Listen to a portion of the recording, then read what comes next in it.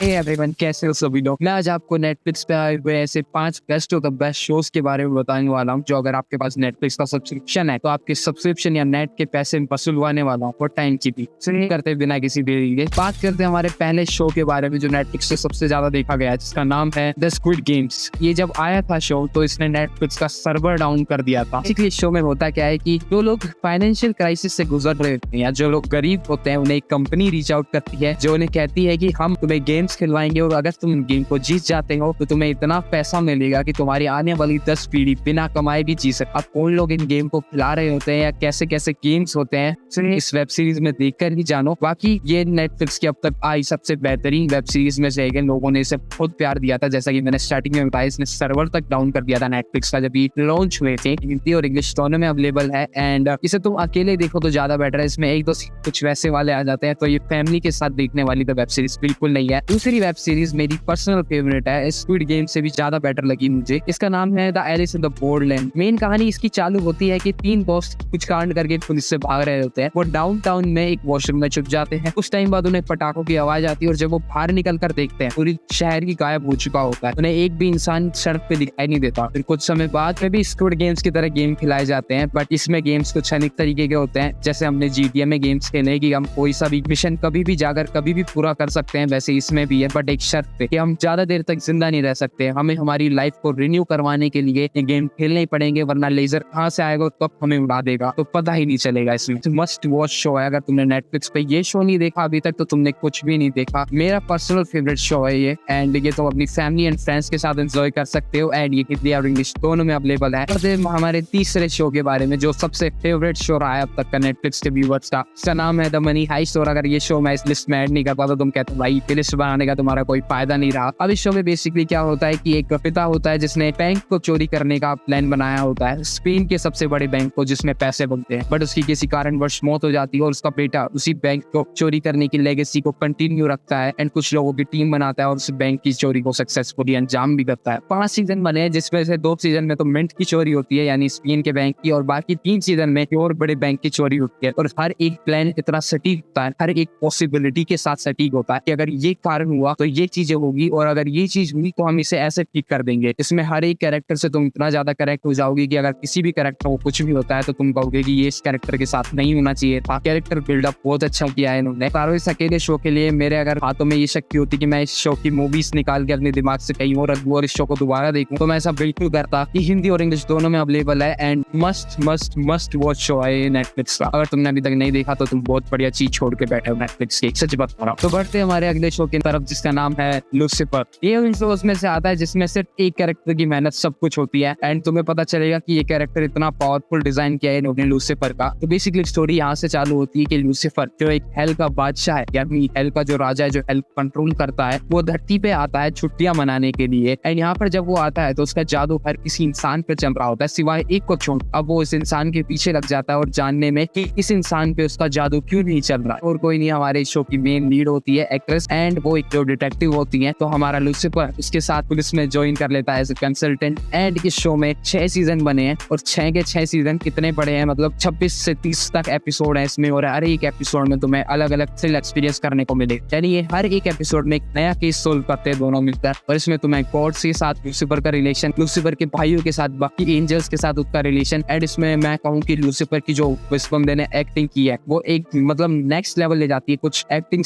ऐसी होती है जो हमारे अंदर इम्पैक्ट डाल देती है। जैसे एक फॉर एग्जाम्पल KGF देखी होगी तुमने जिसमें रॉकी भाई का कैरेक्टर प्ले किया है जिनने, एंड पीकी ब्लाइंडर्स में जिसमें जो थॉमस शेल्बी का कैरेक्टर जिसने प्ले किया है, उनकी एक्टिंग्स अगर तुम देखो तो भाई उनकी एक्टिंग हमारे ऊपर इतना इन्फ्लुएंस डालती है कि हम कुछ टाइम तक तो उनके जैसा ही फील करते हैं, उनके जैसा ही बोलने की कोशिश करते हैं या हमारी बॉडी लैंग्वेज उन्हें देखकर पूरी चेंज हो जाती है। तो इस बंदे की एक्टिंग वैसी, मैंने एक एपिसोड देखा था एंड बस उसके बाद जस्ट मैं इसकी तरह बिहेव करने लग गया था, इसकी तरह बोलने लग गया था। इम्पैक्टफुल एक्टिंग है इसकी और ये 18+ है तो इसे अकेले देखो तो ज्यादा बेटर रहेगा। हिंदी और इंग्लिश दोनों में अवेलेबल। हमारे लास्ट शो की बात करते हैं जिसका नाम है द स्ट्रेंजर थिंग्स। कुछ लोगों ने जिन्होंने ये शो नहीं देखा वो कहते हैं कि भाई ये बच्चों का शो है, बट जिन्होंने देखा है चाहे वो एडल्ट ही क्यों ना हो, उन्होंने कहा है कि भाई ये शो एक मस्ट वॉच है। कहानी की स्टार्टिंग होती है 4 दोस्तों के ग्रुप से जिनमें से एक को एक क्रिएचर उठा के ले जाता है किसी दूसरी दुनिया में। इन्हें एक लड़की मिलती है जो एक नॉर्मल ह्यूमन से ज्यादा पावरफुल होती है। बिल्डिंग, ड्रामा, हॉरर इन सब का एक पूरा पैक है ये, और ये तुम अपने फैमिली एंड फ्रेंड्स के साथ एंजॉय कर सकते हो। हिंदी एंड इंग्लिश दोनों में अवेलेबल है। इस शो का एक अलग ही फैन बेस बना रखा है इन्होंने। इस शो की मेन और सबसे खास बात ये है, ये 2016 में रिलीज हुआ था और इसके अब तक के 5 सीजन आ चुके हैं। जो आखिरी सीजन इसका 2022 में आया था, इन्होंने कहा था 2024 में इसका सीजन 5 का वॉल्यूम 2 लॉन्च करेंगे, बट वो अभी रिलीज नहीं हुआ है। 2025 में लॉन्च होगा वो। एंड इसमें तुम देखते हो कि जब ये 2016 में लॉन्च हुआ था, जो जितने भी कैरेक्टर्स थे इसके, तो सारे बच्चे थे। एंड जो 2022 में आया था, वो धीरे धीरे करके बड़े हो रहे थे। तो तुम इस शो से बिल्कुल पर्सनल लेवल पे कनेक्ट हो पाते हो कि तुम किसी कैरेक्टर को छोटे से लेकर बड़ा होते देखते हो, उनकी प्रॉब्लम्स को बड़ा होते देखते हो। वो टीनेज वाली जो फील होती है, वो तुम उससे कनेक्ट हो पाते हो। इस वजह से इसे बहुत ज्यादा पॉपुलैरिटी देता है। एंड ये वन टाइम वॉच है या फिर मस्ट वॉच मैं कहूंगा। तो ये थे आज के नेटफ्लिक्स की कुछ 5 सबसे बेहतरीन शोज जो मुझे लगते हैं, या फिर नेटफ्लिक्स ने सबसे ज्यादा रिकमेंड किए हैं लोगों को, या फिर नेटफ्लिक्स के सबसे ज्यादा व्यूज या फिर वॉच आवर इन्हीं शोज ने बढ़ाए हैं। मिलता हूं तुम लोगों से, ज्यादा मिलते किसी और नई वीडियो में। तब तक के लिए लव यू ऑल, बाय।